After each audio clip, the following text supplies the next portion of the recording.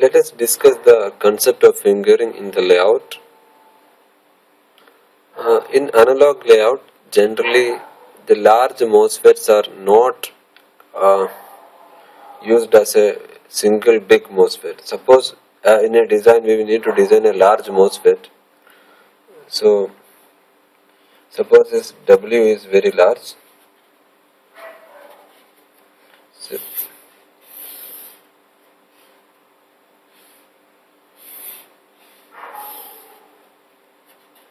So the MOSFET will look like this. These are the contacts I am drawing. So this is the polysilicon, this is the gate. So this is the W, width of the MOSFET, and this is the length of the MOSFET. So if we need to lay out a large MOSFET like this, we generally don't do it as a single big MOSFET. There are many reasons for this.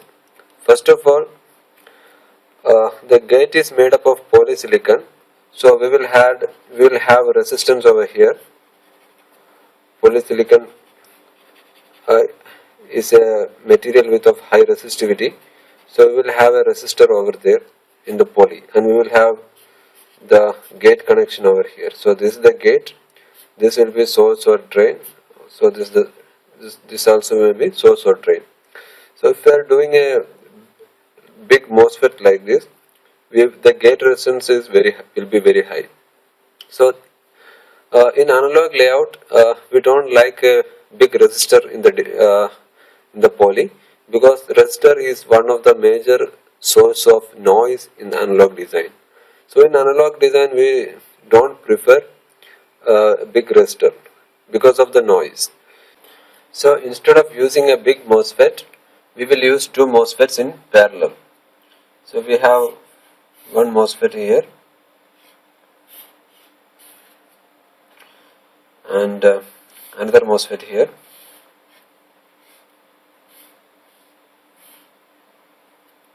So we will have contacts like this.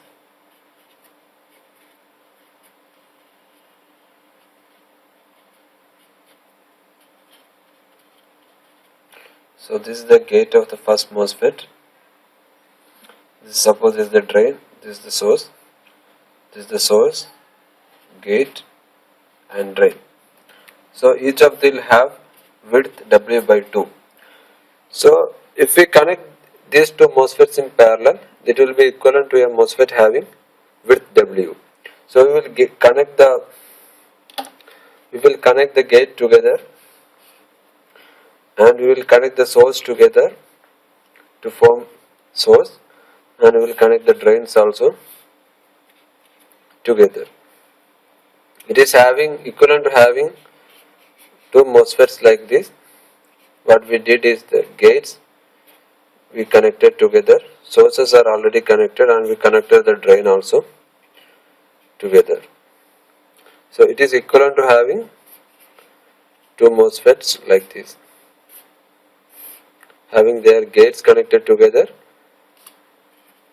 drain connected together, and sources connected together. So what is the primary advantage we are getting? So initially we had a big resistor over there across the width W. Now we will have resistor only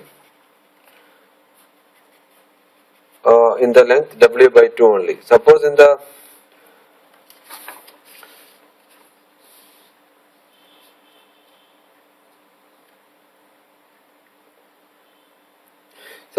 the large MOSFET that we laid out here, suppose the resistor is R.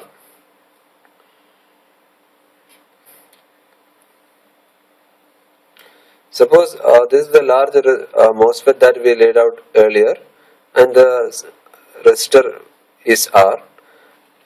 Then for each of this MOSFET, the resistor will be R by 2 only, because the width is only half of that. So we will have two resistor of R by 2 and R by 2 here. This resistance value will be R by 2, and we are connecting them in parallel. So effectively the resistance, the gate resistance will decrease further. So this is one advantage, and if the gate resistance is decreasing in analog layout, generally we can say that noise will be very less. And if the gate resistance is very high, noise will also increase. So by making a big MOSFET into fingers, we call a big MOSFET, we made these two into two MOSFET. So we call it as a two-fingered MOSFET. So by fingering the MOSFET, or by making the MOSFETs a single MOSFET connected in parallel, we can reduce the gate resistance of the MOSFET. So basically that is called the fingering. So these two fingered MOSFET, we need not draw them separately. We can merge these two MOSFET like this. Suppose we have a gate over here, we have second gate here, this is the gate, this is the gate.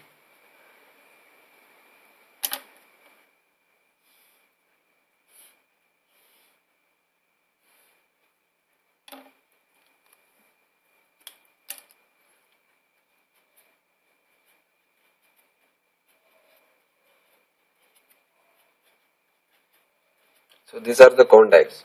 So if we connect these two gates together, so this will form the gate, and this will form the source or drain, and we have to connect these two to here to form the drain.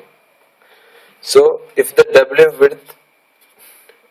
width of this is W, and the finger number, we can say it is 2 finger, because we have two gates over here, so finger is 2. Then the total width, W total, equal to width of this finger W in the number of finger, so that equal to 2 into W. Suppose this is 10 micro. Suppose the width of one finger is 10 micro and we have two fingers. So the effective W total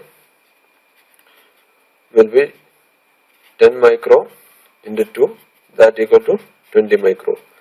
So like that, if we have a big MOSFET with width 100 micro, we can make finger number F equal to 10. Suppose total width equal to 100 micro, we can make F equal to 10, so that each finger will have only width 10 micro. So it is effectively 10 micro MOSFETs we are connecting in parallel. So that the total width is 100 micro, but individual width will be 10 micro only for each MOSFET. So to demonstrate this, let us go to Cadence and see how the fingers are doing in the layout, then it will be more clear to you. Okay, to show how fingering is working, let's do the layout of one simple NMOS. Placing one NMOS here. The size we put as 100 micro width, and length we putting 1 micro. So here you can see total width is 100 micro, finger width is 100 micro, length is 1 micro. Since we are using finger number 1, you can see the finger number here is 1. So the total width and the finger width will be equal. But if you are using the finger width 2, finger number if you are using 2, you can see that see the finger width has reduced to 50 micro. So we will be using two MOSFETs of 50 micro in parallel. So you can make the finger width 5. If you are making the finger, okay, sorry, not finger width, if you are making the finger number 5, then the finger width is 20 micro. That means we are using 5 MOSFETs in parallel, so that the total width become 100 micro. You can use the finger number 10 also. That then each of the finger will be having 10 micro width, and the total width will be 10 micro into 10, that is 100 micro. Okay, in the schematic all will be showing the same. Okay, even it is having 10, number of finger is 10, total width is 10 micro. And assume we are placing a one big MOSFET, 100 micro width and 1 micro length with just one finger. Okay, so in the schematic both of them look similar, so there is no difference in the schematic, but when you do the layout it will be very clear. So let's go to the layout.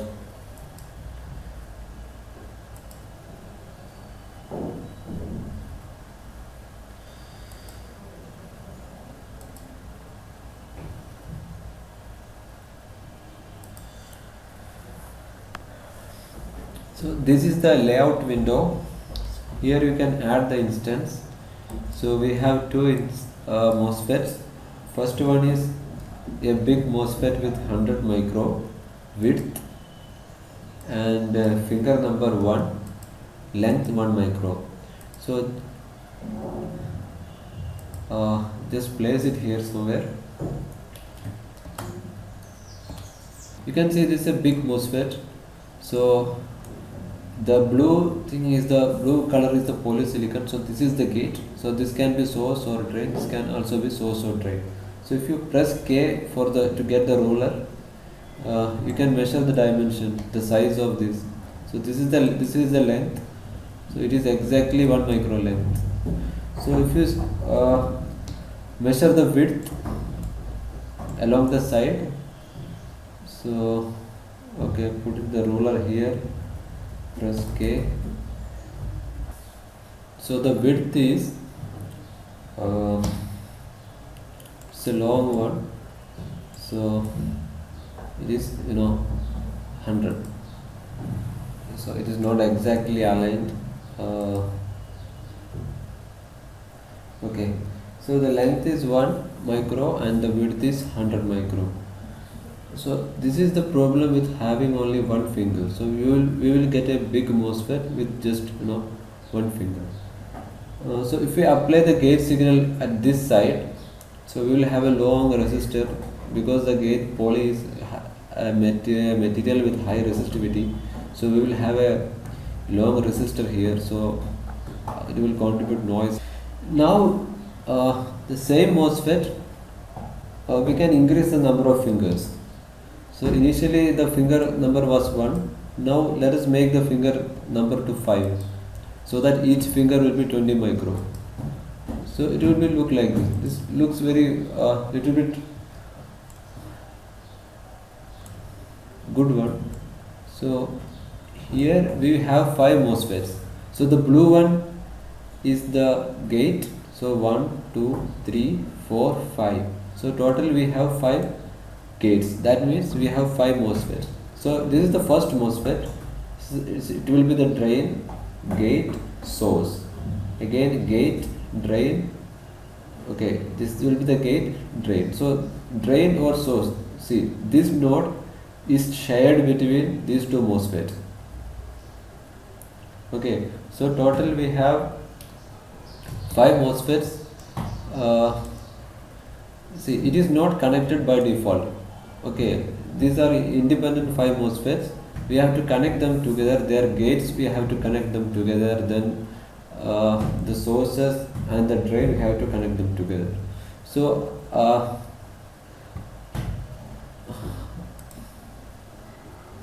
I am just connecting the gates together.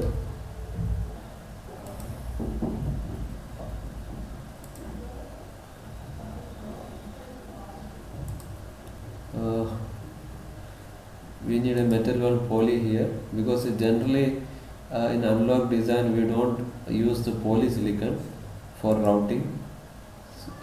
We always prefer metal layer for routing.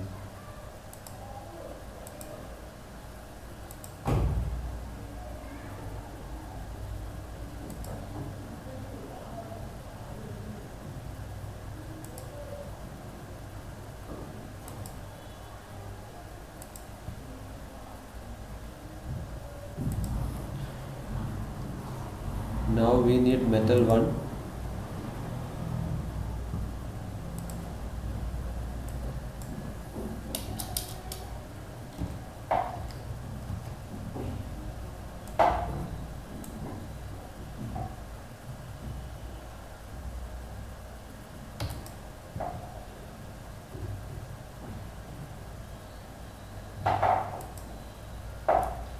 Okay, now all the gates are connected together, and now we have to connect the gates and source together. So if this is the source, this will be the drain, and again this will be the source. So we have to connect them alternatively. You can connect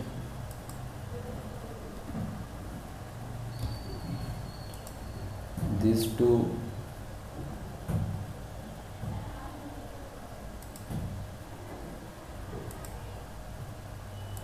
this,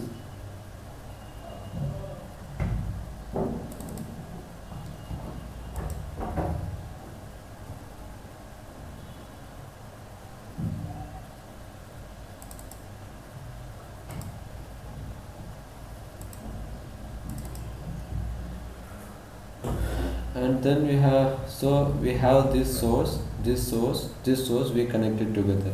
Now we have to connect the drains together. So see, I didn't connect this with proper width. See, generally if you connect, you should use little bit wider, but just to show the concept, and just making a namesake connection, just a connection for namesake. Okay, so this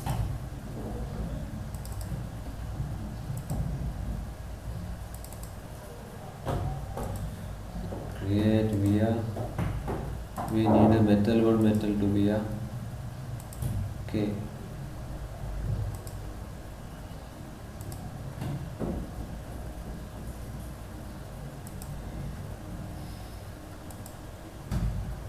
and select metal 2.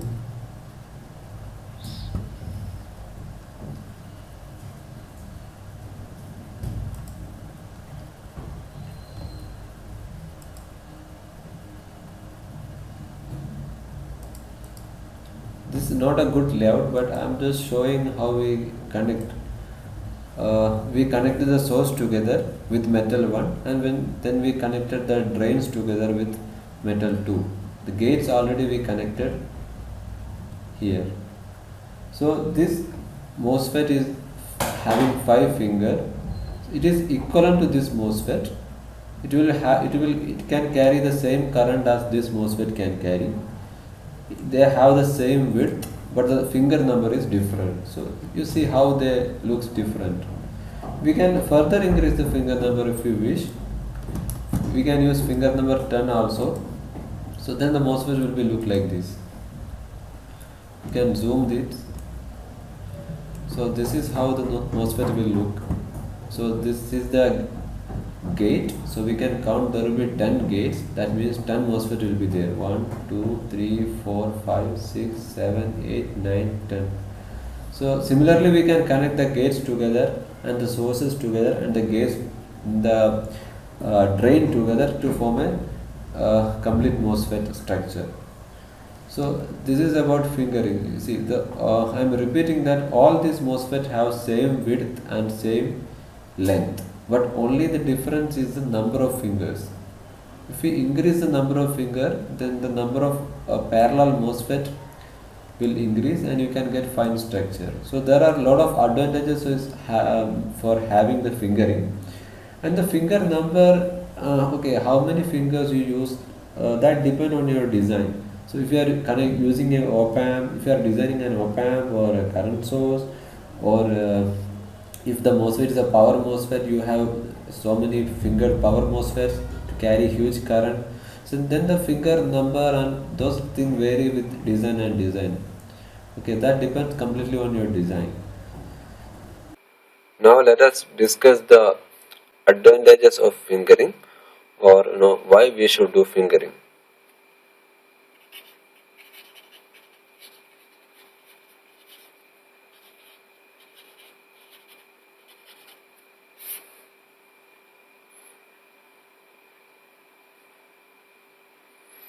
First of all, we already discussed about the gate resistance. So first advantages of fingering is to reduce gate resistance. Second point, in many cases we will force to do the fingering. For example, in power MOSFETs,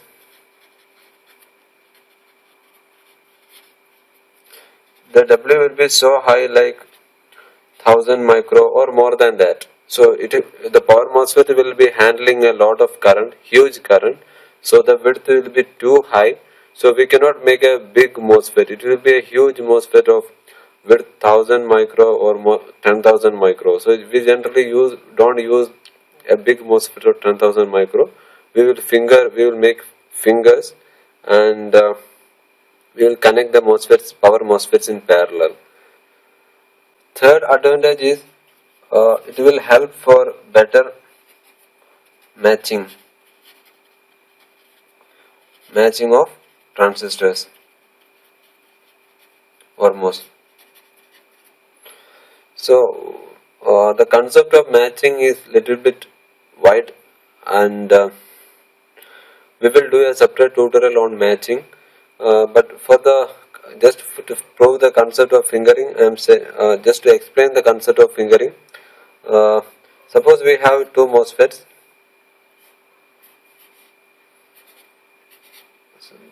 Their gates are connected together, and one current is I1 and the current through second MOSFET is I2. Their width W by L ratio is 1, W by L of 2. So if we apply a gate voltage Vg over here, since the VGS of these two MOSFETs are same, we assume that the current through this MOSFET is proportional to their width. This is what we expect. This is the concept of current mirror and those other bias circuits. So if the current through this MOSFET is proportional to the current to this MOSFET, that is I1 by I2 equal to W by L of 1 by W by L of 2. For this to happen, the condition of these two MOSFETs should be exactly the same. Suppose this MOSFET is in high temperature area, then we will not get this relation. Suppose the oxide thickness of this MOSFET is little bit higher than the oxide thickness of this MOSFET, we will not get this exact relationship. Suppose the width of this MOSFET is little bit differ from the width of this MOSFET, we will not get exact this result. So for that, that is why we are saying we need these two MOSFETs should be matched. And the concept of matching we will explain in a different tutorial. Now I am not going deep inside that. Now let us go and see how the fingering is helping for matching. So the first thing is the oxide encroachment.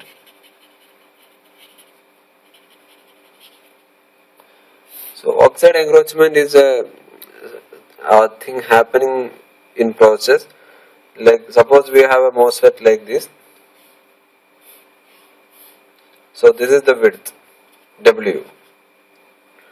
But when the process happens, we will not get exact this width when we do the oxidation.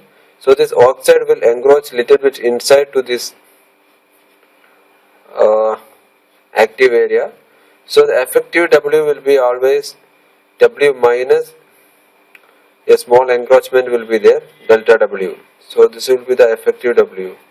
So that is called oxide encroachment. And why oxide encroachment is happening, that is a device thing. I am not going to that.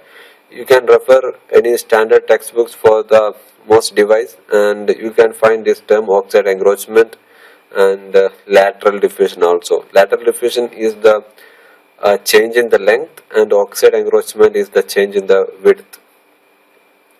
So oxide encroachment is independent of W.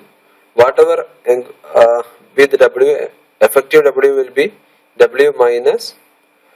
Suppose this is delta W. So the effective width will be W minus 2 times of delta W. So how this is affecting the matching? Suppose we have two MOSFETs. this is W and this is 2W, and their gates are connected together. Suppose current I1 is flowing through this MOSFET.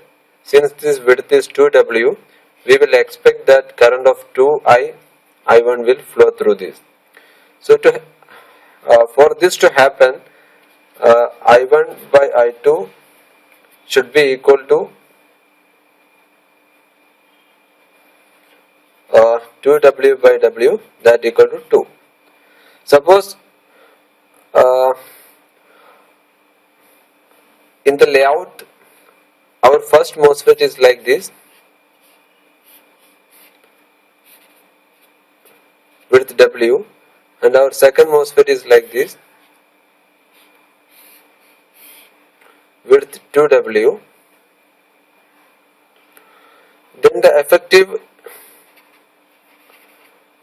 width of first MOSFET is W minus 2 times delta W, and the W effective of, let us draw in a separate paper.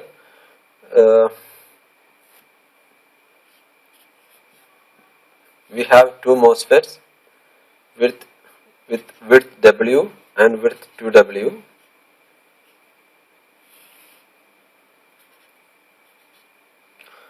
And current through this is I.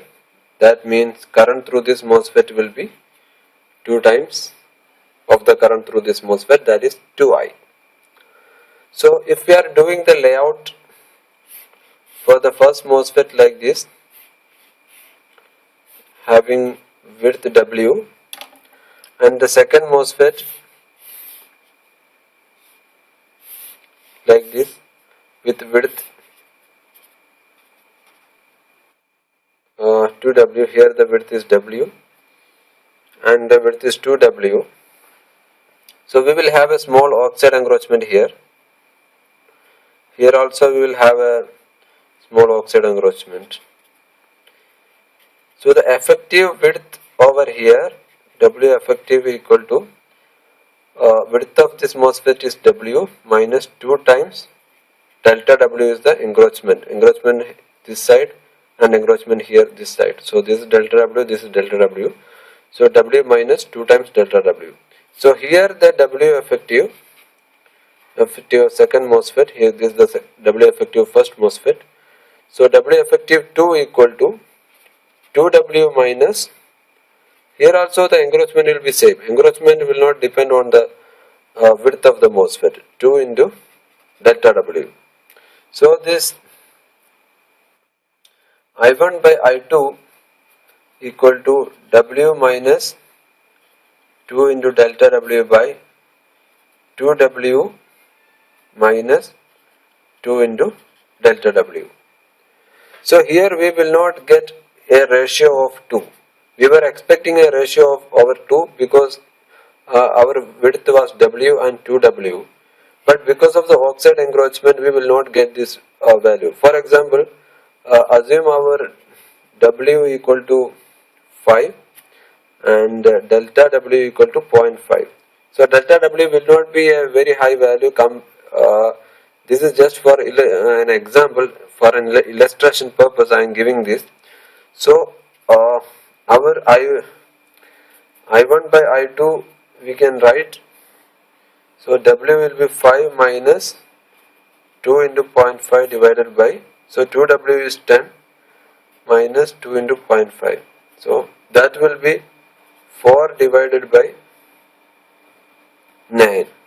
So we will not get a ratio of 2 if we are not doing the fingering. Suppose we are doing the fingering for the second MOSFET, such that the second MOSFET is like this, width W and the W effective equal to W minus 2 times delta W, and we are making two MOSFETs connected in parallel like this. The drains are connected and the source are connected like what we explained earlier. So in this case we will have I1 by I2 equal to, here it will be W minus 2 into delta W divided by This is the same MOSFET connected in parallel. So we can write 2 into W minus 2 into delta W. So exactly we can cancel these two terms and we will get the currents are in the ratio of 1 by 2. So here the ratio is 1 by 2. So we can say I2 equal to 2 times I1. So here only we can say the I2 equal to 2 times of I1. So because of the oxide encroachment, if we are not doing the fingering, we will not get the exact ratio of the currents in the MOSFET. This is one concept, this is one important point regarding matching and its relation with fingering. So another thing is common centroid layout.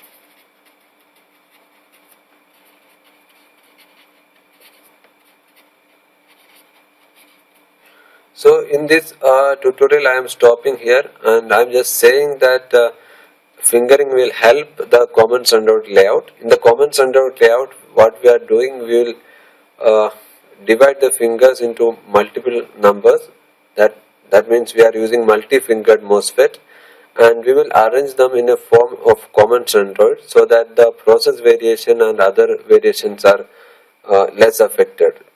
So this we will make a separate tutorial on the common centroid layout. So I am not explaining going deep inside to that in this tutorial. So here I am just stopping by saying that fingering will help in making common centroid layout. Okay, thank you for watching.